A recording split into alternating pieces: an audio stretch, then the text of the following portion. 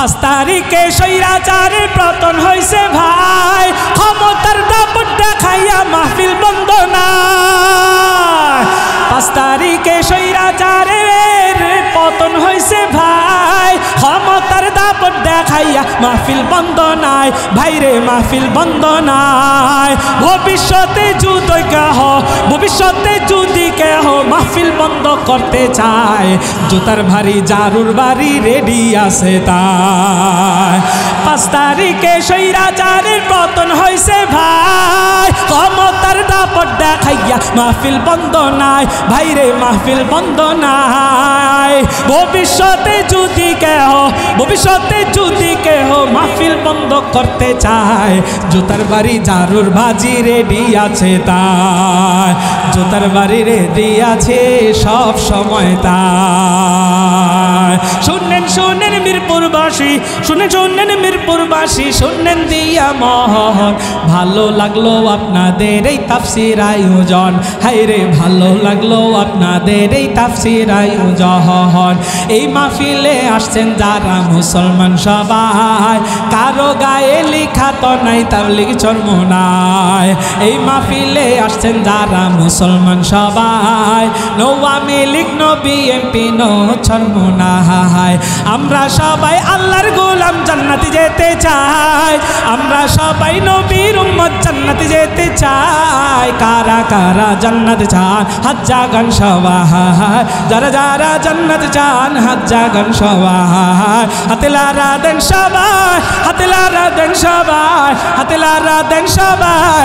দিন ইসলামের পথে চলবো, আল্লাহু আকবার বলেন সবাই। আমার মায়ার নবীর মতো সুন্দর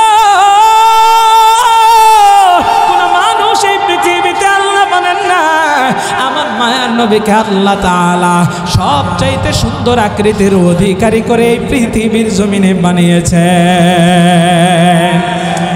এরে মিরপুরের মুসলমান গভীর মনোযোগ, আমার আপনার মায়ার নবী রহমতের নবী মিম্বারের ভিতরে বৈশা বয়ান শুরু করবেন।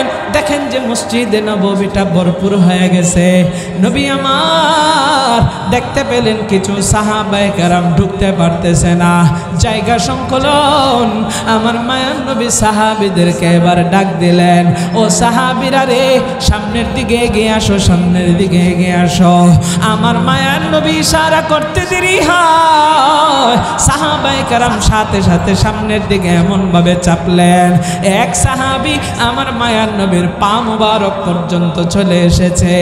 আল্লাহর নবী সরকারে দু আলম দ্বিতীয়বার আবারও ডাকলেন, ও সাহাবীরা সামনের দিকে আসো।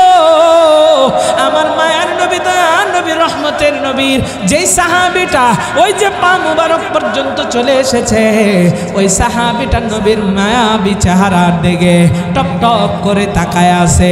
তার সামনে তো আর জায়গা নাই, কিন্তু নবীর ডাকে সাড়া দেওয়া সাহাবীদের জন্য ওয়াজিব ছিল। আমার মায়ার নবী তৃতীয়বারের মতো আবার ডাকলেন, সামনের দিকে আসো। ওই সাহাবী আমার নবীকে প্রশ্ন করলেন, ইয়া রাসূলুল্লাহ, ইয়া হাবিবাল্লাহ, আপনার সামনে তো আর জায়গা নাই, কিন্তু নবী আপনার ডাকে সাড়া দেওয়া আমাদের জন্য ওয়াজিব। ও নবী, আমি তো ওয়াজিব তরকের গুনাহ করে ফেলতেছি, আমি আর সামনের দিকে কোথায় আসবো গো নবী? আমার মায়ার নবী দয়ার নবী রহমতের নবী সাহাবীদেরকে জবাব জানায় দিলেন, রে সাহাবীরা রে, আমি একবার নয়, দুইবার নয়, তিনবার তোমাদেরকে সামনে আসার জন্য আহ্বান করলাম। জায়গা না থাকা সত্ত্বেও তোমরা আমার ডাকে সাড়া দেওয়ার জন্য সামনে আসতে চাইলা।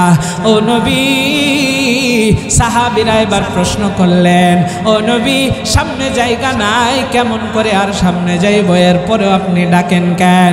নবী আমার ডাক দেয়া কই, রে সাহাবীরা রে, আমি তোমাদেরকে অযথাই ডাকছি না। সামনে জায়গা না থাকা সত্ত্বেও আমি তোমাদেরকে সামনের দিকে কেন আহ্বান করছি জানুনি? এই কোরআনের মজলিসগুলোর এত দাম আমার আল্লাহর কাছে, এত দাম। কেউ যদি কোরআনের মজলিসের ভিতরে বইসা সামনে জায়গা না থাকা সত্ত্বেও কোরআনের আকর্ষণে সামনের দিকে আসার জন্য তার কোমরটাকে একবার নাড়াচাড়া দেয়, এই কোমরটাকে শুধু একবার নাড়াচাড়া দিল, সামনে আসতে পারে নাই, জায়গা নাই।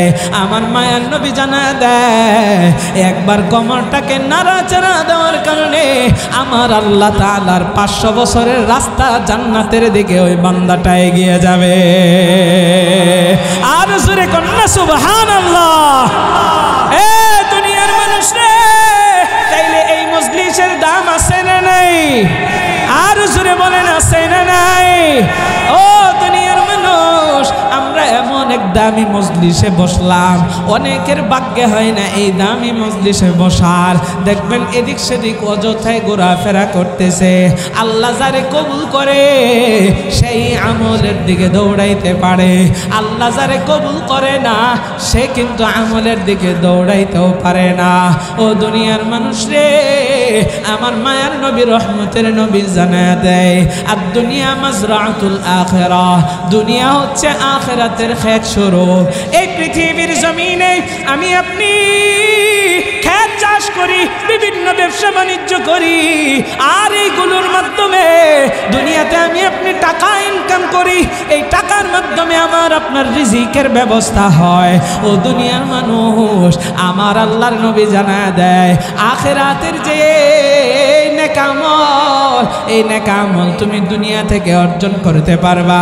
এই জন্য নবী বলেন, আর দুনিয়া মাজরাতুল আখিরাহ, দুনিয়া হচ্ছে আখিরাতের ক্ষেত স্বরূপ। সুতরাং এখনই আমাদের সময়, আল্লাহ আমাদেরকে বেশি বেশি আমল করার তৌফিক দান করুক। জোরে বলেন আমিন। তাইলে এই কোরআনের মজলিসে কিছুক্ষণ থাকতে পারবেন তো ইনশাআল্লাহ? কারা কারা থাকতে পারবেন তো এটা হাত তুলে আল্লাহরে দেখা দেন। লিল্লাহি তাকবীর, লিল্লাহি তাকবীর। আল্লাহ কবুল করুক। জোরে বলেন আমিন, আর জোরে বলেন আমিন। সম্মানিত হাজিরিন, চলেন তাহলে আমি আমার মূল যে বিষয়বস্তু নিয়ে আপনাদের সামনে আজকে বসলাম, আলোচনা করার ইচ্ছা পোষণ করলাম। আল্লাহ তাআলা আমার পাঠকৃত আয়াতের ভিতরে কি বলেছেন একটু দিলের কান লাগায়া মনোযোগ দিয়ে শোনার চেষ্টা করবেন। পাশাপাশি আপনারা আমার আলোচনাটা বুঝতেছেন কিনা সেই বিষয়টা আমি আপনাদেরকে জিজ্ঞাসা করলে অবশ্যই আমাকে যদি আপনারা জবাব দিয়া সহযোগিতা করেন, তাইলে আমিও বুঝতে পারবো যে আবার আলোচনাটা আপনারা মনোযোগ দিয়ে শুনতেছেন, কিছু এখান থেকে বুঝতেছেন। তাইলে আমি কিছু জিজ্ঞাসা করলে বা সুবহানাল্লাহ আলহামদুলিল্লাহর আওয়াজটা আমাকে একটু জোরে দিতে পারবেন তো ইনশাআল্লাহ? আর জোরে বলেন, পারবেন তো ইনশাআল্লাহ? সম্মানিত হাজিরিন, আল্লাহ তাআলা কোরআনে হাকিমের ভিতরে বলেন, ইয়া আইয়ুহাল্লাযীনা আমানু আমিনু বিল্লাহ। মনোযোগ দিবেন। আল্লাহ বলেন, ইয়া আইয়ুহাল্লাযীনা আমানু আমিনু বিল্লাহ। আল্লাহ বলেন, হে ঈমানদারগণ, হে মুমিনগণ, আমিনু বিল্লাহ, আমি আল্লাহর উপরে ঈমান আনো। যারা কোরআন সম্পর্কে একটু জানার আগ্রহ আছে, এরা খুবই মনোযোগ দিয়ে শুনলে প্রশ্ন মাথার ভিতরে একটা আসতে পারে। আল্লাহ প্রথমে বলতেছেন, ইয়া আইয়ুহাল্লাযীনা আমানু, হে মুমিনগণ, হে ঈমানদারগণ, আমিনু বিল্লাহ, আমি আল্লাহর উপরে ঈমান আনো। প্রশ্ন হলো, আল্লাহ আগে বলতেছেন হে মুমিনগণ, পরে আবার কইতেছে ঈমান আনো, তার মানে কোন মুমিনদেরকে ঈমান আনতে কইতেছে? এখন আমি যদি এই যে বোতল পানি, এই পানিতে যদি আমি কই পানি পানি আনো বা পানি দাও, তো এটা হইল, পানি তো আমার হাতে আছে। আল্লাহ মুমিনরে ডাকতেছে হে মুমিনগণ, আবার কই ঈমান আনো। তাইলে এখন আমাদের একটু বোঝার দরকার, কোন মুমিনকে, কোন ঈমানদারকে আল্লাহ ঈমান আনতে বলতেছে, এটা জানার দরকার আছে না নাই? মজার আলোচনা হবে যদি একটু মনোযোগটা আপনাদের থাকে আমার দিকে, তাইলে। আর যদি আপনারা আমার বয়ানের তাসির নষ্ট করে দেন অধিক তাকায়া, তাইলে কিন্তু সব শেষ, সর্বনাশ। অধিক তাকাইবেন না আমার দিকে। আল্লাহ তাআলা আমাকে আপনাকে প্রথমে ঈমানদার বলে সম্বোধন করলেন, কারণ হচ্ছে এই পৃথিবীর জমিনে আমার আল্লাহ তাআলা অসংখ্য অগণিত মাখলুক বানাইছেন। কত মাখলুক বানাইছেন এটার কোনো হিসাব আছে?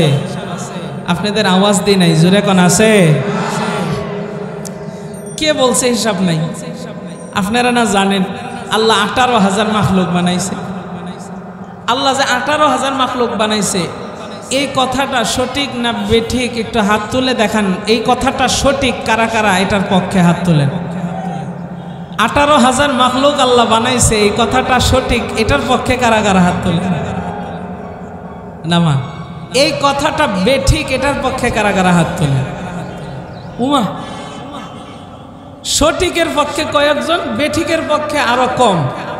তো মাঝখানে যারা আছেন আপনারা কোন পক্ষে? হ্যাঁ সম্মানিত হাজিরিন, একটু মনোযোগ দিবেন। 18,000 মাখলুক আল্লাহ বানাইছেন, এই কথাটার কোনো ভিত্তি নাই। কারণ অনেকের বয়স এখানে 50 হয়ে গেছে, 40 হয়েছে, 60-70 যাই হোক, কিছু কিছু প্রাণী দেখে, যেই প্রাণীকে দেখে বলে হাই সুবহানাল্লাহ, আমার জীবনে এরকম প্রাণী দেখি নাই। এরকম লোক আছে না নাই? এরকম প্রাণীও আমাদের মাঝে আছে না নাই? কিয়ামত পর্যন্ত প্রাণী আসতে থাকবে, আপনি আমি দেখি নাই। তাইলে এইগুলারে ওই 18-র ভিতরে হিসাবে কেডা ঢুকাইছে? আরে দুনিয়ার মানুষ গভীর মনোযোগ। আল্লাহ তাআলা আমার পাঠকৃত আয়াতের ভিতরে জানায় দেয়, ইয়া আইয়ুহাল্লাযীনা আমানু আমিনু বিল্লাহ। আল্লাহ বলেন, হে মুমিনগণ, হে ঈমানদারগণ। এই যে আল্লাহ তাআলা এখানে আপনাকে আমাকে ঈমানদার বলে সম্বোধন করে ডাকলেন, এটার কারণটা কি? কারণটা কি? আরে মিরপুরের মুসলমান, একটু দিলের কানটা লাগায় শুনবেন। আল্লাহ তাআলা এখানে দুইটা কথা বললেন। তার আগে প্রথম কথাটা বুঝতে চাই। আল্লাহ বললেন, ইয়া আইয়ুহাল্লাযীনা আমানু, হে মুমিনগণ। আল্লাহ যে এত সুন্দর কইরা আমারে আপনারে মুমিন মুমিন বইলা ডাকে, আমারে আপনারে ঈমানদার ঈমানদার বইলা ডাকে, কারণ কি? আমাদের ভিতরে অসংখ্য মানুষ রয়েছে, যেই মানুষের ঈমানের ভিতরে ভেজাল রয়েছে, যেই মানুষের ঈমানের ভিতরে এমন ভেজাল, তারে মুমিন মুসলমান বইলা ডাকা যায় না। এমন ভেজাল ঢুকাইছে, তারে বেঈমান বললেও ভুল হবে। অনেকেই তো আবার কাফের হইয়া বসে আছে, জানা নাই। এরে মিরপুরের মুসলমান, আল্লাহ কোরআনে হাকিমের ভিতরে এত সুন্দর কইরা মুমিন বইলা সম্বোধন করেন, কারণ কি জানেননি? আমার আল্লাহ তাআলা এই পৃথিবীর জমিনে কত মাখলুক আল্লাহ সৃষ্টি করেছেন। আল্লাহ কীট পতঙ্গ বানাইলেন, আমার আল্লাহ ফেরেশতাদেরকে বানাইলেন, আল্লাহ তাআলা জিন জাতিদেরকে বানাইলেন, সর্বশেষ আমার আল্লাহ মানব জাতিকে বানাইলেন।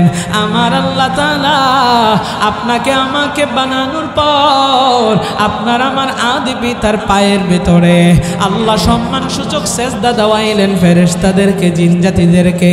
এই সেজদাটা ছিল সম্মান সূচক সেজদা। এটার মাধ্যমে আমার আল্লাহ তাআলার ইচ্ছা ছিল এই মানব জাতিকে আমি আল্লাহ তাআলা সৃষ্টির সবচাইতে বেশি প্রাধান্য দিব। আমি আল্লাহ এই মানব জাতিকে সৃষ্টির শ্রেষ্ঠ হিসাবে ঘোষণা করে দিলাম। আমার আল্লাহ তাআলা এই পৃথিবীতে অসংখ্য অগণিত মাখলুক বানাইছেন। 18,000 মাখলুকের কোনো ভিত্তি নাই। আমার আল্লাহ কত মাখলুক বানাইছেন এই দুনিয়ার কেউ বলতে পারবেন না, কিয়ামত পর্যন্ত কেউ বলতে পারবে নাও না, আগেও পারে নাই।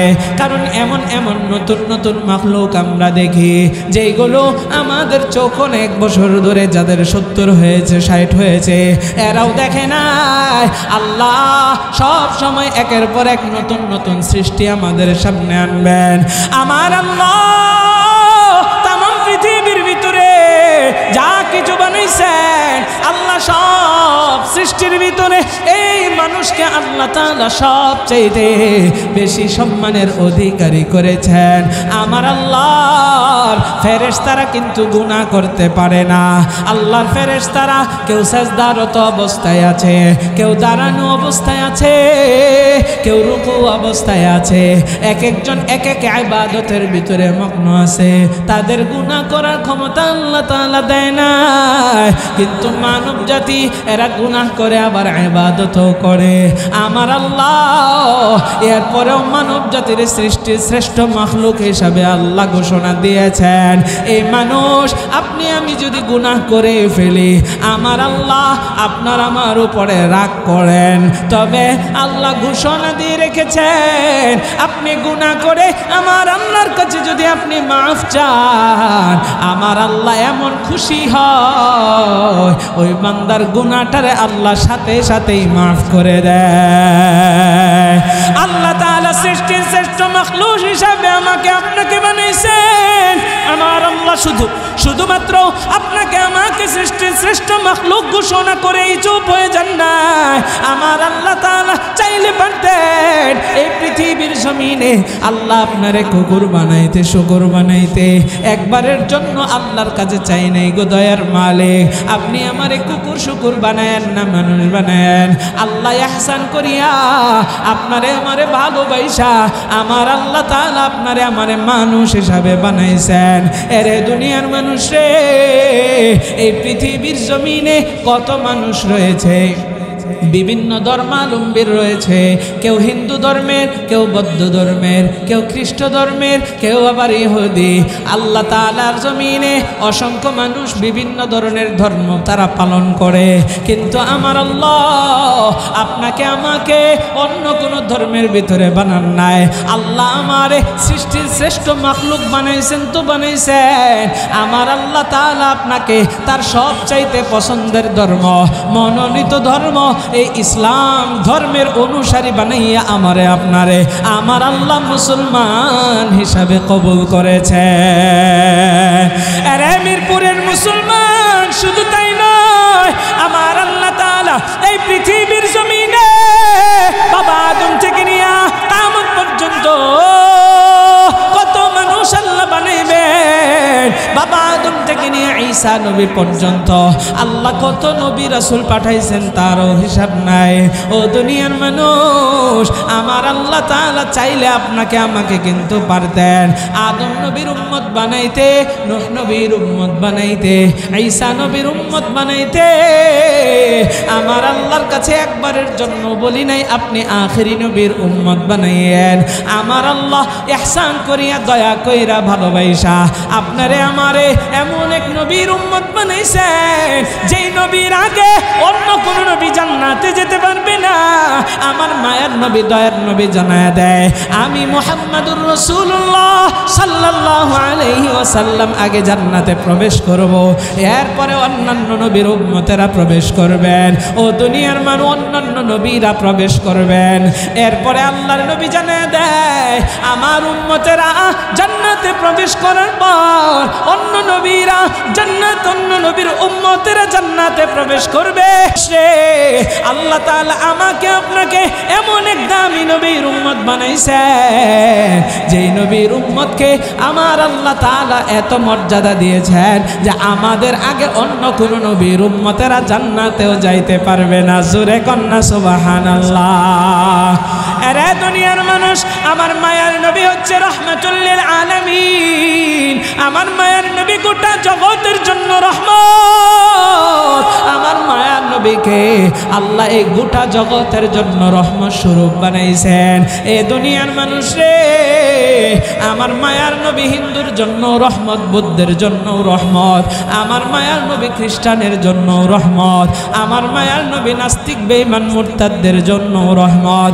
যদি নবী রহমত না হইতো তাইলে নাস্তিক বেঈমান মুরতাদেরা যেই সমস্ত গুনাহগুলো করে, মুসলমান নামক নামদারি মুনাফিকরাও যেই সমস্ত গুনাহ করে, আমার নবীর উসিলায় আমার আল্লাহ এদেরকে ধরে না, অন্যথায় কবে গজব দিয়ে ধ্বংস করে দিত। ঠিক কিনা কার?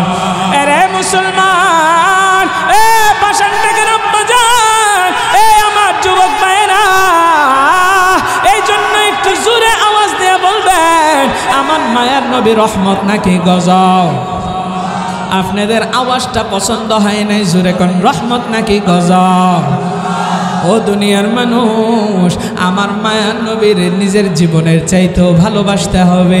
নবী জানায় দেয়, লা ইউমিনু আহাদুকুম হাত্তা আকুনা আহাব্বা ইলাইহি মিন ওয়ালিদিহি ওয়া ওয়ালাদিহি ওয়ান নাসি আজমাইন। মায়ার নবীকে কেমন ভালোবাসবেন জানেননি? আমার নবী জানায় দেয়, তোমরা তোমাদের সম্পদের চাইতে, সন্তানের চাইতে, স্ত্রীর চাইতে, সব কিছুর চাইতে আমি নবীর যদি ভালো না বাসতে পারো তাইলে তোমরা মুমিন ইমানদার হতে পারবা না।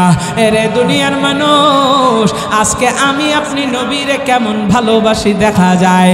নবীরে যদি কেউ কুলাঙ্গার গালি দেয় তাইলে দেখবে অনেক নবীর আশেক আছে কাফনের কাপড়টা শরীরের ভিতরে জড়াইয়া সে কিন্তু রাস্তার ভিতরে নাইমা যায়। অনেকেই দেখবেন এই বিষয়গুলো আবার দেখতে পারে না, সমালোচনা করে, এইগুলারে ঘৃণা করে।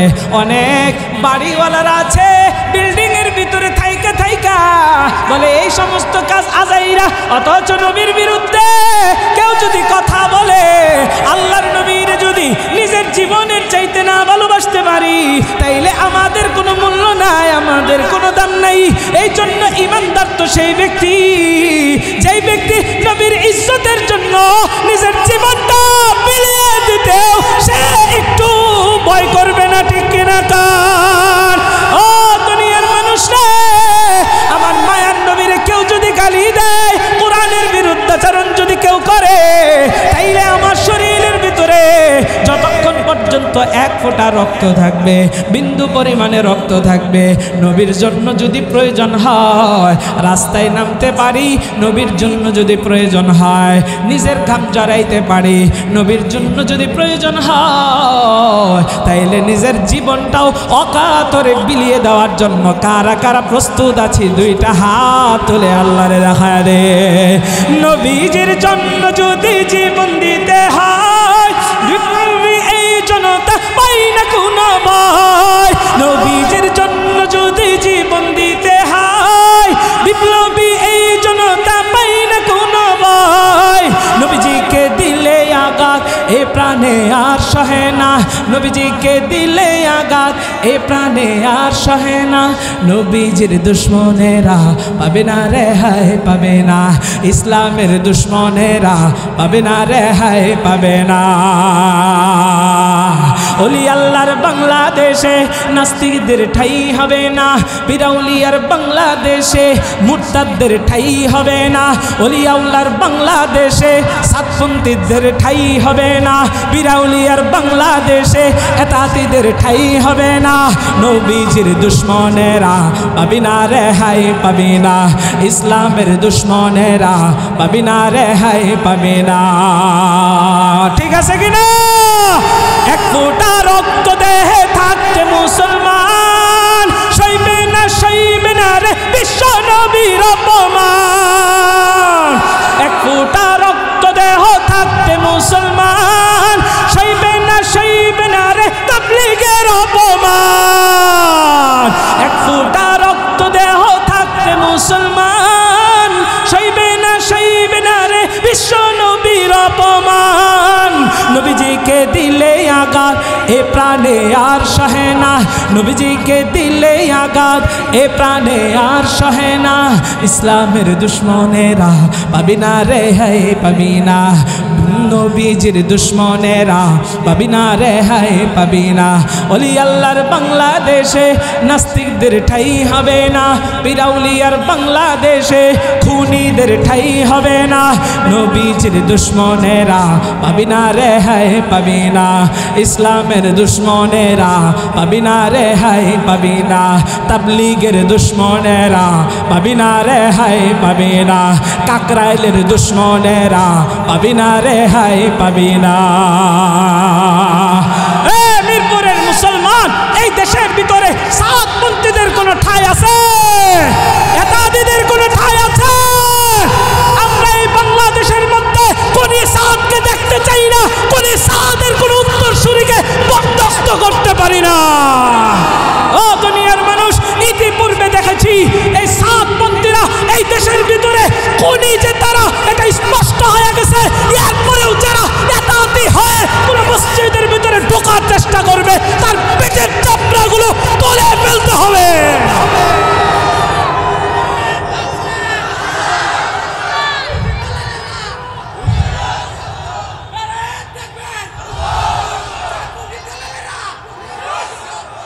সম্মানিত হাজিরিন, আমরা ইতিপূর্বেই দেখেছি আমাদের 2018 সালে বিশ্ব ইজতেমার ভিতরে আলেম ওলামাদের উপরে সাতপন্থীরা যেইভাবে আঘাত করেছে, কচি কাঁচা মাসুম বাচ্চাদের উপরে যেইভাবে আঘাত করেছে, আমরা স্পষ্ট সেই সময় দেখেছি এদের আসল চরিত্র।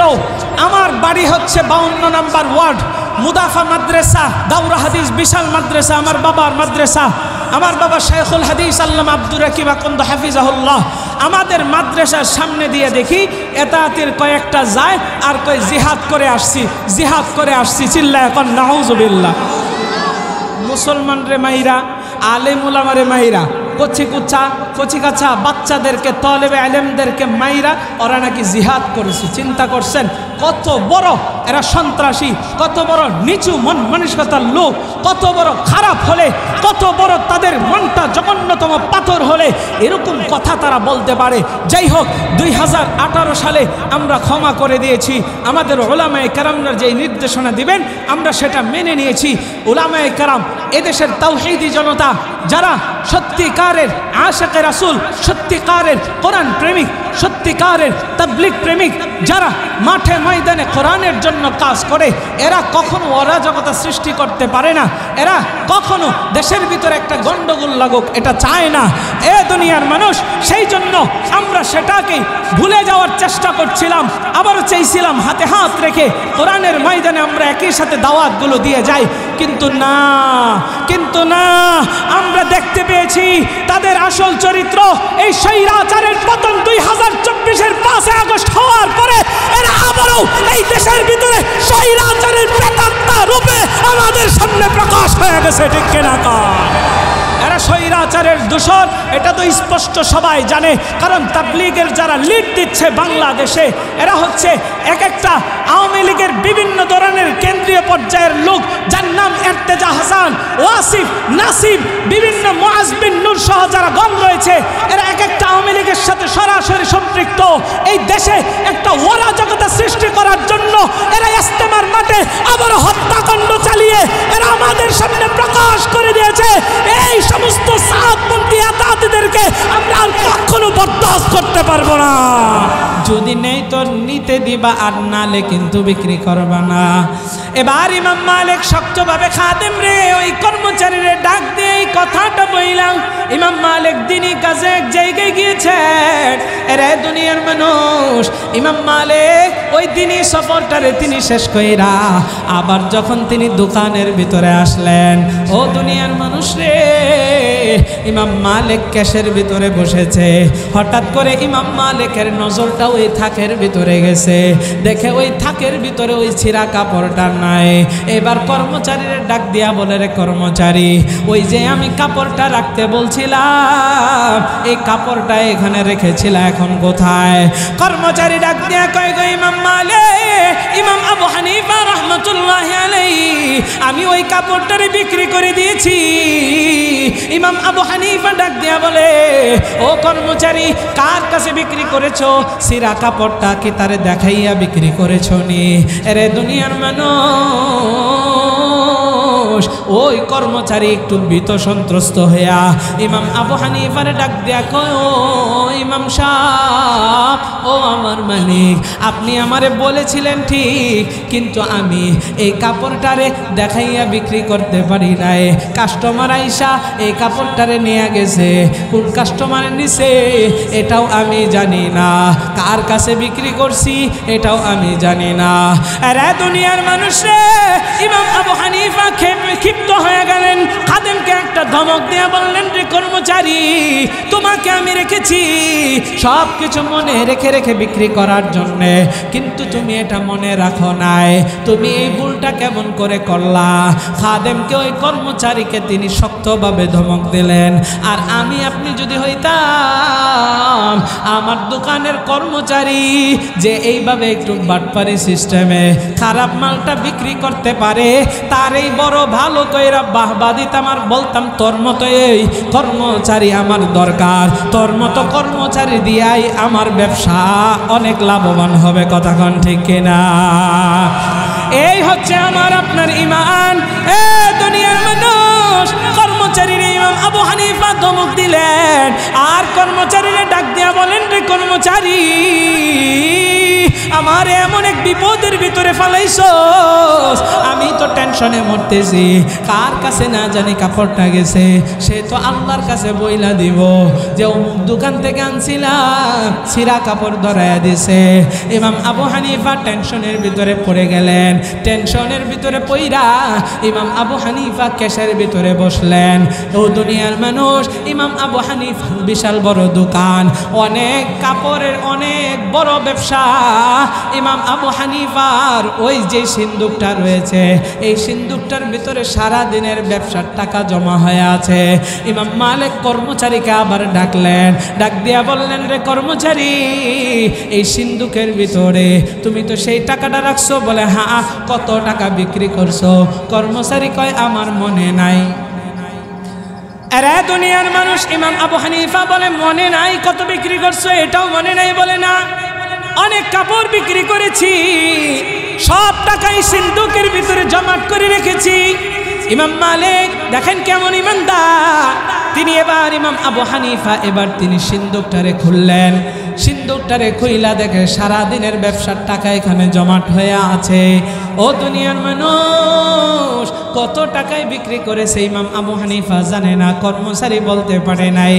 ইমাম আবু হানিফার ইমান দেখেন কত মজবুত। তিনি এবার সমস্ত টাকাগুলো হাতের ভিতরে নিলেন। তার তো জানা নাই কত বিক্রি করছে ছেঁড়া কাপড়টা। এই সন্দেহ মনের ভিতরে রাইখা লাভ নাই। ইমাম আবু হানিফা সারা দিনের যত ব্যবসার টাকা ছিল, সমস্ত ব্যবসার টাকা আল্লাহর রাস্তায় দান করে দিছে। আর জোরে কন্যা সুবহানাল্লাহ। এ দুনিয়ার মানুষ রে, তাদের অন্তরের ভিতরে আল্লাহর ভয় কেমন করে ঢুকেছে।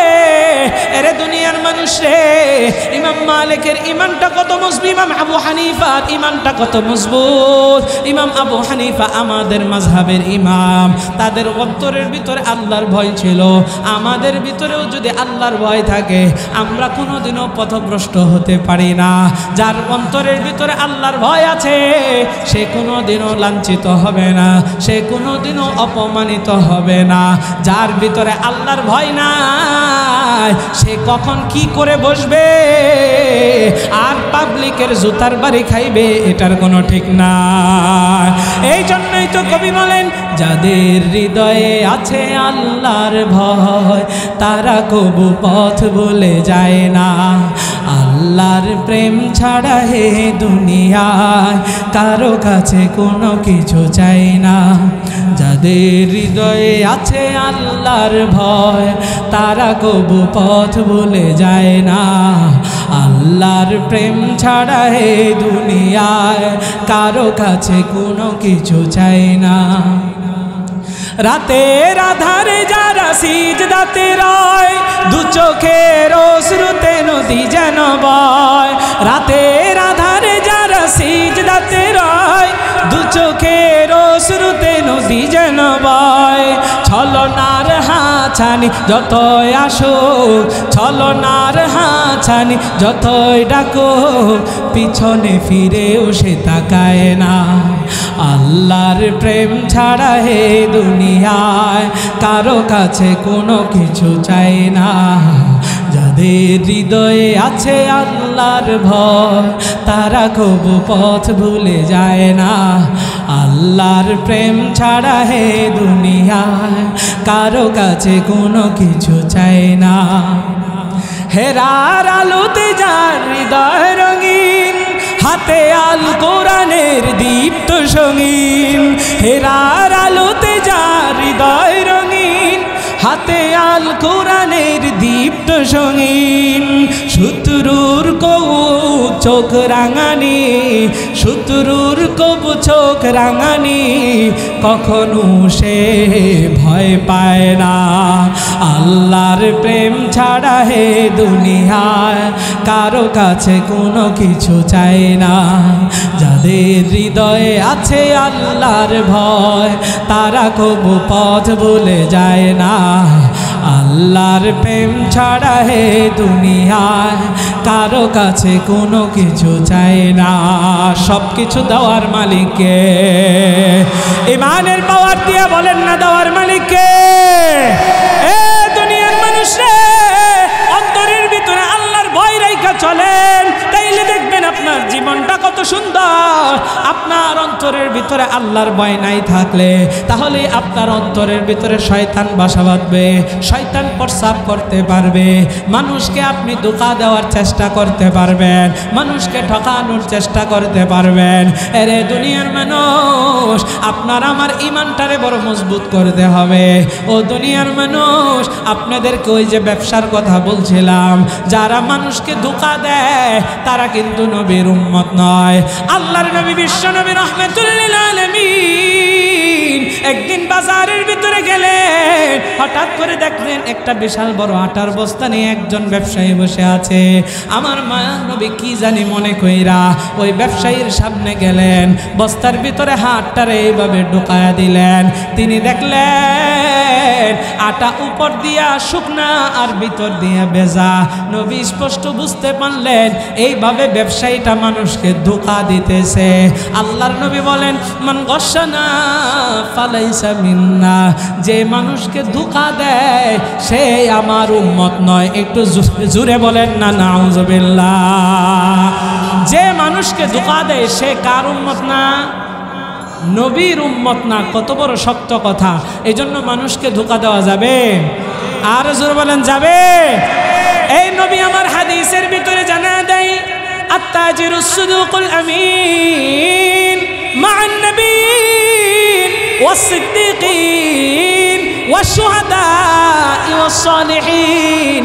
আমার নবী বলেন, আমানতদার ব্যবসায়ীর কত দাম জানেননি মানুষ? নবী আমার জানায়, আমানতদার ব্যবসায়ী যারা হবে তারা সাদিকিনদের সাথে জান্নাতে থাকবে, জান্নাতে থাকবে, শুহাদায়ে কেরামগণের সাথে জান্নাতে থাকবে, এমনকি নবীদের সাথে আল্লাহ তাদেরকে জান্নাত দিবেন। জোরে কন্না সুবহানাল্লাহ। আরে দুনিয়ার মানুষ, মানুষকে যদি আপনি খুশি করেন তাইলে আল্লাহ কিন্তু আপনাকে অবশ্যই উত্তম প্রতিদান দিবেন, আপনার ঈমানটাও মজবুত হবে। আমার আল্লাহ তাআলা ওই যে ঈমান নবায়ন করতে বললেন, তাইলে প্রকৃত মুমিনের পরিচয় হলো, মুমিন তো সেই ব্যক্তি যে ব্যক্তি কাউরে কষ্ট দেয় না, কাউরে ধোঁকা দেয় না। ঈমান পরিপূর্ণ হয় তিনটা জিনিসে। একটু জোরে বলবেন, ঈমান পরিপূর্ণ হয় কয় জিনিসে? আর জোরে বলেন না কয় জিনিসে? এই যে আপনার আমার দামি ঈমান, এই ঈমানের জন্যই কিন্তু আপনি আমি জান্নাত পাবো। আর যাদের ঈমান নাই, বেঈমান, এদের জন্য কোনো জান্নাতে যাওয়ার সুযোগ নাই। এই দামি ঈমানটা পরিপূর্ণ হয় কয় জিনিসে? আর জোরে বলেন। সবার আওয়াজ পাই নাই, জোরে বলেন। ঈমান পরিপূর্ণ হয় তিন জিনিসে। এক নাম্বার ইকরার বিল লিসান, দুই নাম্বার তাসদীক বিল জিনান, তিন নাম্বার আমাল বিল আরকান। আরবি মুখস্থ করার দরকার নাই, বাংলা বলে দেই। ঈমান পরিপূর্ণ হয় কয় জিনিসে? সবাই আওয়াজ দেন, কয় জিনিস? তিন জিনিস।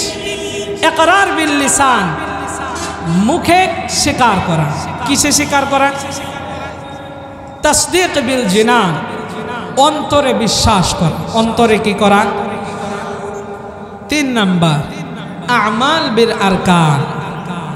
আপনি ওই যে দুইটা জিনিস বললেন যে মুখে স্বীকার করলেন, উদাহরণ দেই, কালিমা পড়লেন, আল্লাহর উপরে ঈমান আনলেন। এখন আপনি একটু চিল্লায় বলবেন, আল্লাহ কয়জন? আর জোরে বলেন, কয়জন? আমাদের নবী কয়জন? কোরআন কয়জন? কোরআন কয়টা? তাইলে এক আল্লাহ, এক নবী, এক কোরআন, এক কালিমা। মুসলমানের ভিতরেও এক থাকার দরকার আছে না নাই? তাইলে অন্তরে আমরা এবার সেইগুলো বিশ্বাস স্থাপন করি। আমাদের আল্লাহ এক, নবী এক, কোরআন একটা, আমাদের ইসলাম ধর্ম একটা।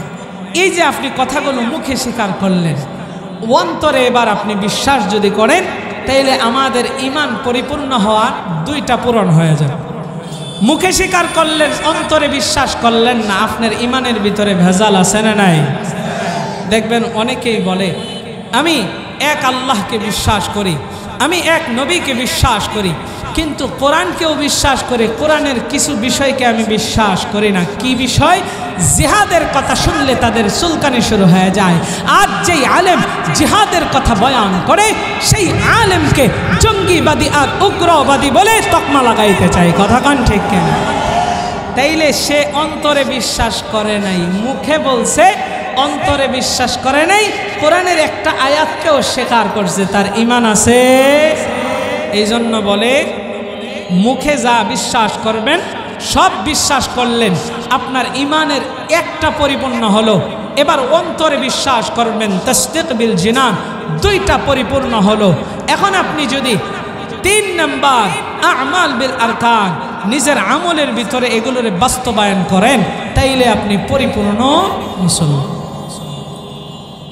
রে দুনিয়ার মানুষ, গভীর মনোযোগ। আমাদের ভিতরে অনেকেরই কিন্তু এই 3টা পরিপূর্ণ নাই। 1 নাম্বার, আপনি আমি মুখে স্বীকার করলাম আল্লাহ এক, রসুল এক, আমাদের কোরআন এক। 2 নাম্বার, অন্তরে বিশ্বাস করলেন, কিন্তু 3 নাম্বার আমলের মধ্যে বাস্তবায়ন করলেন না। এই 3 নাম্বারে আইসা আমি আপনি অনেকে ধরা খায়া যায়। কেমন ধরা খায়? কেমন ভাবে? অনেকেই দেখবেন এইগুলো বিশ্বাস করে কিন্তু আমলের মধ্যে বাস্তবায়ন করতে পারে না। কোরআন বিশ্বাস করেছেন, মুখেও বললেন, অন্তরেও বললেন, কিন্তু কোরআনের সব হুকুমগুলো আপনি মেনে নিলেন না। তাইলে 3 নাম্বারে আপনার আমলের ভিতরে বাস্তবায়ন হয় নাই। এই জন্য আপনি প্রকৃত মুমিন হতে পারেন নাই, ইমানদার হতে পারেন নাই। যদি মানতে হয়, আল্লাহ তাআলা 5 ওয়াক্ত নামাজ ফরজ করেছেন, এই নামাজ পড়তে হবে। কোরআন পড়তে বলেছেন, কোরআন পড়তে হবে। নবীর সুন্নত তরিকায় চলতে বলেছেন, চলতে হবে। রে দুনিয়ার মানুষ, এক কথায় আমলগুলোকে আপনার আমলের সাথে বাস্তবায়ন করতে হবে। যদি আপনি বাস্তবায়ন করতে পারেন, তাইলে আপনি প্রকৃত ঈমানদার। কিন্তু আমাদের ভিতরে অসংখ্য মুসলমান আছে, নামাজ পড়ে না, রোজা রাখে না, ইবাদত বন্দেগীর ধার ধারে না। অনেকে ইবাদতকে তারা দেখতে পারে না, ইসলামের ভিতরে ভেজাল লাগায়। বিভিন্ন সময় কোরআন হাদিসের অনেক কথাগুলো তারা পছন্দ করে না, তাদের ভিতরে ঈমান নাই। আমার আল্লাহ এই সমস্ত চাপাবাজ ঈমানদারদেরকে ডাইকা ডাইকা বলেন, ইয়া আইয়ুহাল্লাযীনা আমানু, হে মুমিনগণ, হে ঈমানদারগণ। মুমিন আর ঈমানদার বইলা সম্বোধন করেছেন, আল্লাহ আপনাকে আমাকে ভালোবাসেন বিদায়। এবার আল্লাহ দ্বিতীয় বলতেছেন, আমিনু বিল্লাহ, আমি আল্লাহর উপরে ঈমান আনো। আল্লাহর উপরে ঈমান আনার জন্য 3টা কাজ করতে হবে। 1 নাম্বার, মুখে স্বীকার করতে হবে। 2 নাম্বার, অন্তরে বিশ্বাস করতে হবে। 3 নাম্বার, আমলের ভিতরে বাস্তবায়ন করতে হবে। তাইলে আমি প্রকৃত মুমিন, প্রকৃত ঈমানদার। অন্যথায় আমি প্রকৃত মুমিন ঈমানদার হতে পারি নাই। আল্লাহ আমাদের সবাইকে, আমাদের প্রত্যেকটা জীবনে যেন আমরা পরিপূর্ণ খাঁটি মুমিন হতে পারি, আমল করে করে নিজের জীবনটাকে শেষ করতে পারি, সেই তৌফিক দান করুক। জোরে বলেন আমিন। আর জোরে বলেন না আমিন। সর্বদাই ইসলামের পক্ষে থাকবেন, সর্বদাই কোরআনের পক্ষে থাকবেন, সর্বদাই হকের পক্ষে থাকবেন, সর্বদাই হক্কানি আলেম উলামাদের পক্ষে থাকবেন। কারা কারা সব সময় ইসলামের জন্য আলেম উলামাদের পক্ষে থেকে যে কোনো বাতিলের মোকাবেলা করতে রাজি আছেন, 2টা হাত তুলে আল্লাহকে দেখায় দেন। লিল্লাহি তাকবীর।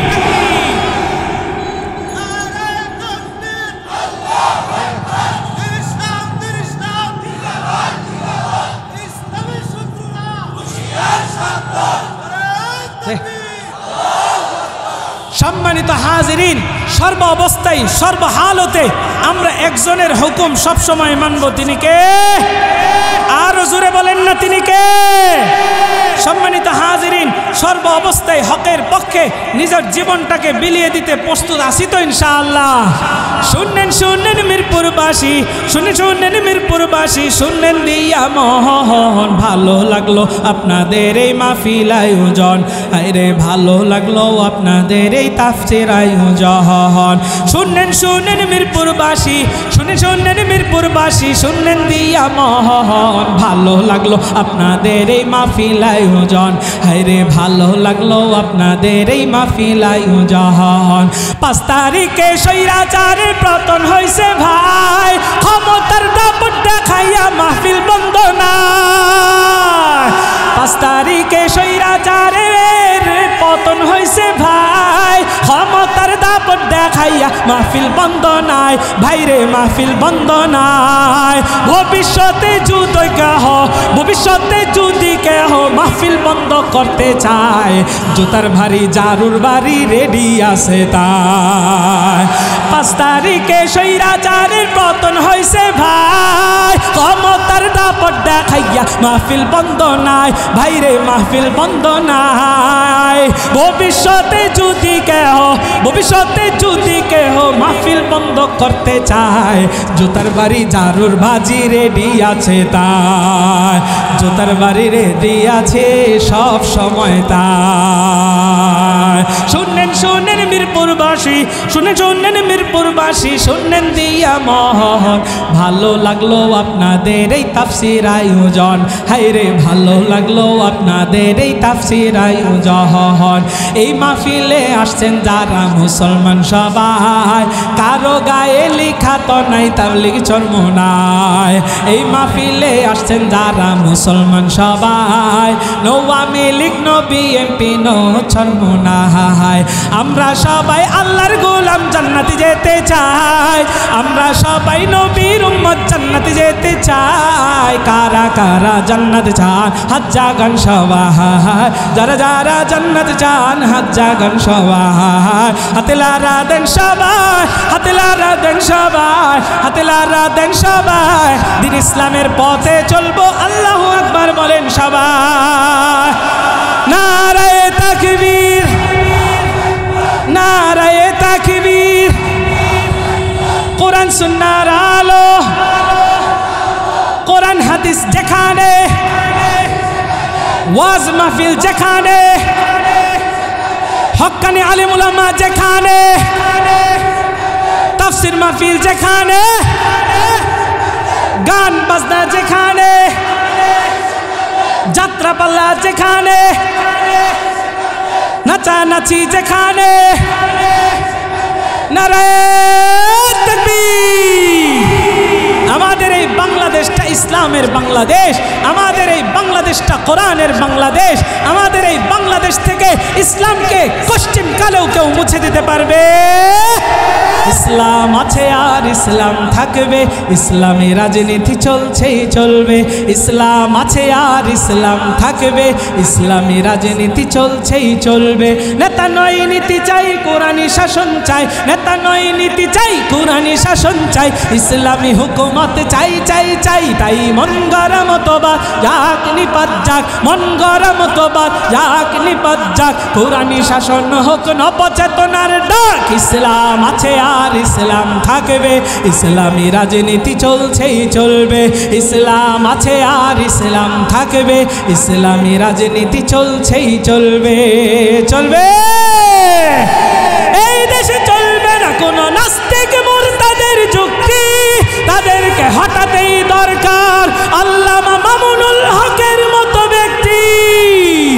এই দেশে চলবে না কোনো নাস্তিক মুরতাদের যুক্তি, তাদেরকে হটাতেই দরকার আল্লামা সাইদির মতো ব্যক্তি। যেখানেই প্রতিরোধ সেখানেই প্রতিশোধ, যেখানেই প্রতিরোধ সেখানেই প্রতিশোধ। তৈরি আমাদের থাকতে হবে ইনশাআল্লাহ। ইসলাম আছে আর ইসলাম থাকবে, ইসলামী রাজনীতি চলছেই চলবে। ইসলাম আছে আর ইসলাম থাকবে, ইসলামী রাজনীতি চলছেই চলবে। নেতা নয় নীতি চাই, কোরআনী শাসন চাই, ইসলামী হুকুমত চাই চাই চাই। নেতা নয় নীতি চাই, কোরআনী শাসন চাই, ইসলামী হুকুমত চাই চাই চাই। তাই মন গড়া মতবাদ যাক নিবাদ যাক, মন গড়া মতবাদ যাক নিবাদ যাক। কোরআনী শাসন হোক নবচেতনার ডাক। ইসলাম আছে আর ইসলাম থাকবে, ইসলামী রাজনীতি চলছেই চলবে। ইসলাম আছে আর ইসলাম থাকবে, ইসলামী রাজনীতি চলছেই চলবে চলবে চলবে। নারায়ে তাকবীর। সম্মানিত হাজিরিন, আজকে তৃতীয় এই চতুর্থ বার্ষিক মাহফিলে তৃতীয় বছরে আমি পদার্পণ করেছি, মানে আমি এসেছি। আজকে 3 বছর যাবৎ আসতেছি। আর আমারে মহাব্বত করেন, ভালোবাসেন এই মসজিদের সম্মানিত মুতাওয়াল্লি আমাদের ফারুক ভাই। এই যে ফারুক ভাইয়ের দেখেন কি চমৎকার নুরানি চেহারা। ফারুক ভাইকে আমি গত বছরও দেখে গিয়েছি, দাড়িগুলো আগের তুলনায় অনেক পেকে গিয়েছে। কারণ আমরা মানুষ কতদিন বাঁচি জানা নাই। এই জীবনটাকে হকের পক্ষে সর্বদাই যেন থাকতে পারি, আমরা সব সময় হকের পক্ষে চলতে পারি, সব সময় হকের পথে যেন চলতে পারি, সেই তৌফিক আল্লাহ দান করুক। জোরে বলেন আমিন। এই যে ফারুক ভাই আমাকে মহাব্বত করে ভালোবেসে এখানে এনেছেন, আজকে ফারুক ভাইয়ের এই মাহফিলের ভিতরে যেহেতু একটা ঘটনা ঘটেছে, সাদ ফাত্তিদের বিরুদ্ধে আমি কথা বলতে গিয়েছি, এখানে যারা বাধা দিয়েছে, আমি একটু ফারুক ভাইয়ের কাছ থেকে শুনতে চাই, আপনার এই মসজিদে কোনো সাদপন্থী খুনিদেরকে জায়গা কি আপনি দেন? দেন না ফারুক ভাই, আপনার বলতে হবে দেন। ফারুক ভাই এই মসজিদের মুতাওয়াল্লি, পোস্টারের ভিতরেও লেখা আছে এই মসজিদের মুতাওয়াল্লি আমাদের ফারুক ভাই। এই মসজিদ কেন, মিরপুরের যে সমস্ত মসজিদে হক্কানি উলামায়ে কেরামগণ আছেন, আপনারা যারা হকের পক্ষে আছেন, আজ থেকে ওয়াদা করেন, আজ থেকে তওবা করেন, প্রতিজ্ঞা করেন, মিরপুরের কোন মসজিদ কেন, বাংলাদেশের কোন মসজিদে সাদপন্থীদের জায়গা হবে না। এই খুনিদের সাথে আমরা নাই। ফারুক ভাই হাত উঠায় দেখায় দেন, আপনি এই খুনিদেরকে আপনার মসজিদে জায়গা দিবেন না। কথা কন, কথা কন। ফারুক ভাই আপনার এই মাহফিলের প্যান্ডেলের পাশে এরকম একটা কাজ করবে। আজকে নভেম্বর সেপ্টেম্বর থেকে আমি ওয়াজ মাহফিলে লেগেছি, বয়ানে শুরু করেছি। সাদপন্থীরা কিছুদিন আগে যেইভাবে হত্যা করেছে, আপনি কি জানেন পত্রিকার ভিতরে দেখেছেন 4 জন মানুষকে তারা হত্যা করেছে? না, আমরা তুরাক নদীর ভিতরে গলা কাটা অবস্থায়, কাল্লা নাই, মাথা নাই, আরো 4টা লাশ আমরা দেখেছি।